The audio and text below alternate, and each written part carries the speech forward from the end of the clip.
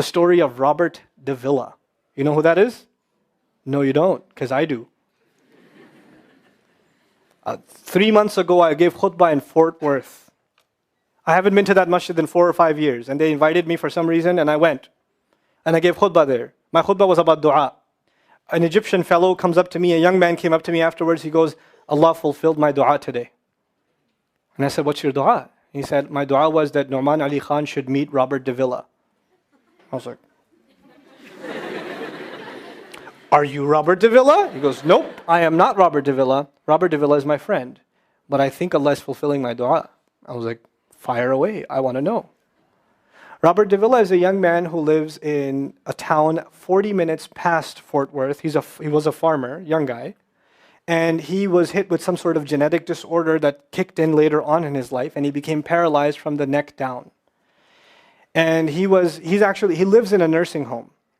Most people in that nursing home are 90 years, 100 years. They're really, really old people. And then there's, his room where he's paralyzed neck down. He's the only 30-something-year-old that is in the nursing home, okay? And he's been in that nursing home for the last 10 years. His family got a computer for him that's voice activated, so he can give voice commands, put a headphone on and Google stuff and search stuff so he can surf the web and find information. In his room, and by the way, staunch Christian family, the minister comes and prays for him every week and things like that. And his best friend was in the bed next to him. One of his best friends. He became best friends because he met him at the nursing home. This person was also paralyzed and he needed a new liver. Okay? A liver transplant. He was waiting for a liver transplant. And they used to talk about, God and things like that all the time. They were good friends. Finally, his best friend got a call that there's a donor available for the liver.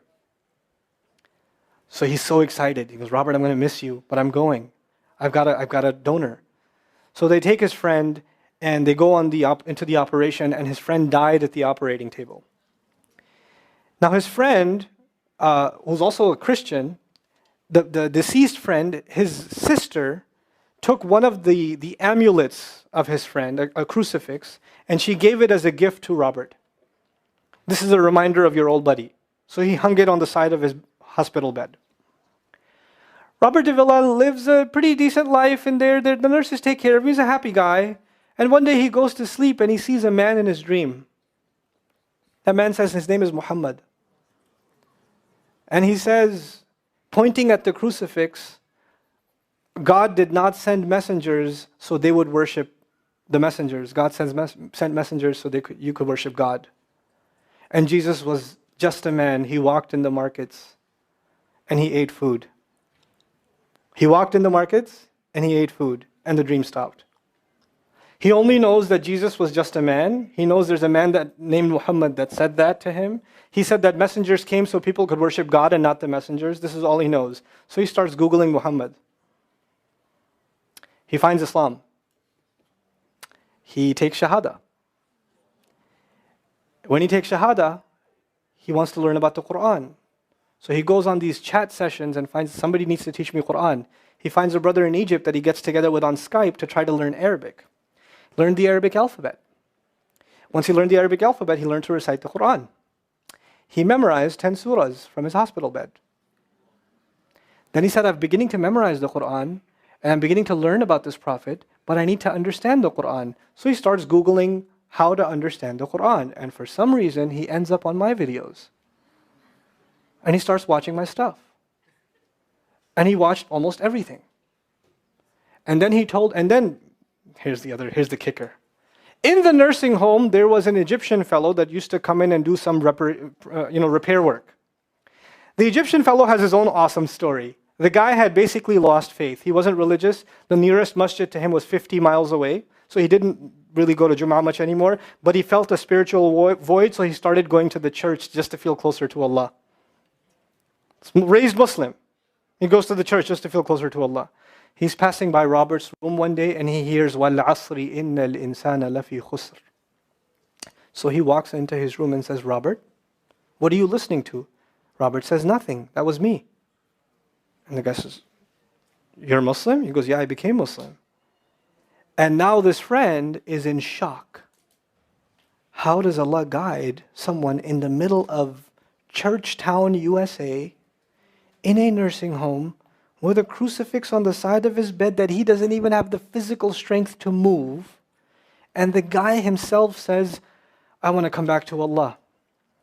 So he tells him about his, the friend he found online, Norman Ali Khan. So the Egyptian fellow starts watching my videos. And then he says, I wish I could meet him one day.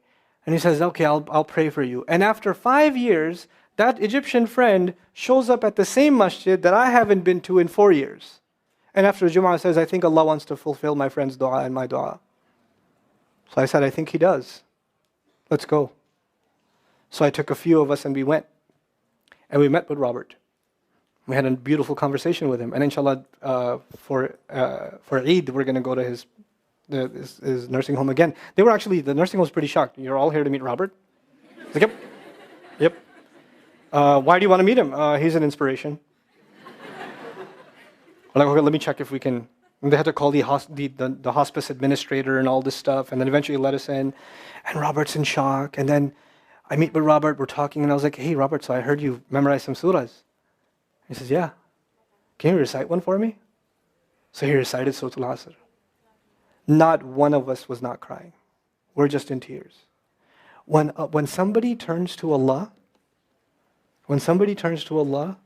don't worry about the means. Guidance will come. Balance will come. I want to tell you some more about Robert because young guys are here. Young guys that play basketball. Young guys that are healthy. Young guys that have ambition. I told you what's his paralysis, from where to where? Neck down. He has a special wheelchair that has to hold pretty much every part of his body in place. He can't just sit in a wheelchair. It holds his neck and it holds every other part of his body in place because he has no control over his limbs. And he has to have a special van where the wheelchair locks in so that if it goes through a bump or whatever, he doesn't, receive the shock. So he made a request. He wants to go to the Friday prayer. They didn't have the special van, so they put him in a regular van. And so he went in the regular van and a few bumps and his spine got even more hurt. He went to Jumu'ah. He came back in excruciating pain. And they said, I'm sorry, Robert, you're no longer able to sit in your wheelchair. You're going to have to stay in your bed for the next 6 months at least. If you see recovery, then you can get back up again. I met him in that span. He had already been in that bed for 3 months already. And the reason he was in that bed is he went to the Jummah prayer. And he told me about the Jummah prayer. He said, I've never felt more peace in my life than I was in that masjid. And you know what I'm going to do, Brother Norman? When I can sit in my chair again, I'm going to go to Jummah. I'm going to go to the masjid because I've never felt like that before. There's someone who has nothing but control over his mouth and his eyes. And he says, I only find peace in the masjid. And here we are. These masajid, I don't care what ideology, what school of thought, what they're talking about in the masjid, what fitna is there. I don't care. It's still Allah's house. Just go to pray. Don't go there to talk to people. Go there to talk to Allah. Just go to talk to Allah. You're just going for you and Allah. That's it. That's it. Other things will come, but you're not going for them. You're just going there to find peace. You'll become different people. If Allah can guide Robert Davilla, Allah guide everybody. And then he said, sometimes I wonder why Allah put me in this position. And then I say to myself, what am I kidding? Allah has given me so much. I am so grateful for what He gave me. And if this is the way He was going to bring me to Islam, it's all worth it. So worth it. You have Muslims that lose a little bit of health and they say, why is Allah doing this to me? And this man, if you would think, nowadays atheists argue because of suffering, there's no God. If one man has in a position to say, I don't believe in God. If there was a guy, why would I be in this position? It would be Robert Davilla. That guy would say, I don't believe in God. If there was one, why would I be in this mess? And yet he's in this position, and I've never seen a face with more nur. Never. I've never seen a face that has more contentment on it. He's so satisfied with life. He's so happy. He's just happy. The last 7 or 8 khutbahs I've given are actually based on one sentence each on one sentence that he said in his conversation. Is that profound? He's a teacher to me. I consider him a teacher. He's my sheikh. Somebody says, who's your sheikh? I say, Robert Davilla. Really? Is that a pizza place? Or no.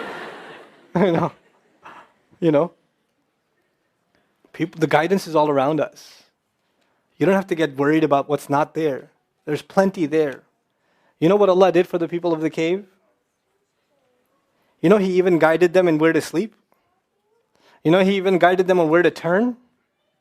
As the sun was coming, they'd turn away from it. As the sun came from the other side, they'd turn the other way.